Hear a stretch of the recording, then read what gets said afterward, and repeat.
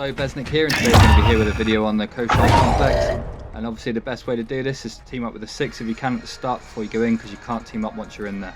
The best way we've found to do this is to head to one of the question marks, and then once you get there, wait for another team to show up, because they obviously want to go in as well, and this makes it a lot easier.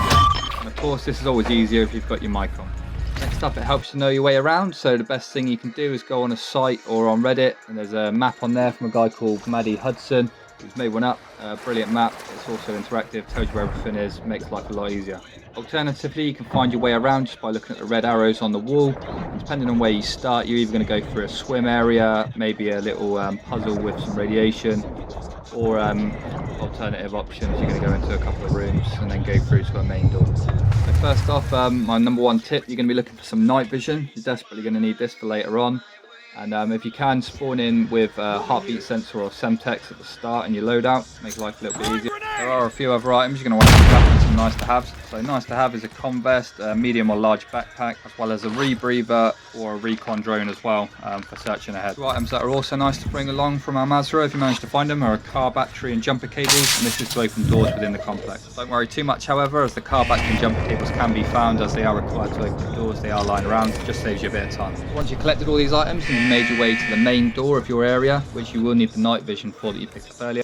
Once you're happy, if you're lucky enough to have found some night vision, put them on, because this bit gets real dark.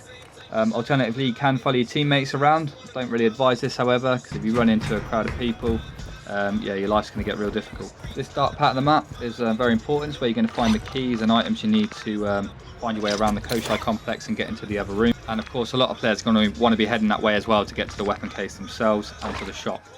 So once you've searched around the chemical plant, you're going to find a key to the factory, and this is where you're going to go to get to the bosses.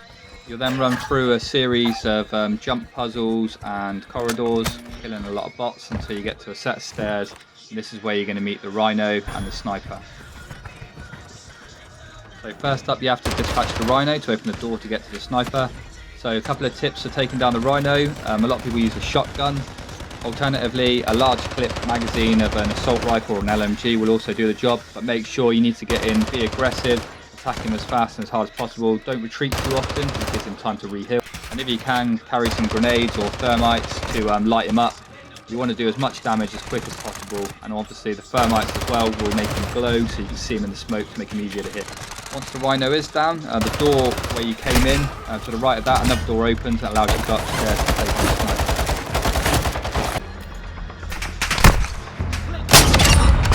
This is where it gets tricky. Be aware of the Sniper obviously taking you out, but secondly, make sure the trip wires, you crawl underneath them. If you stay up and run into them, you're going to take out yourself.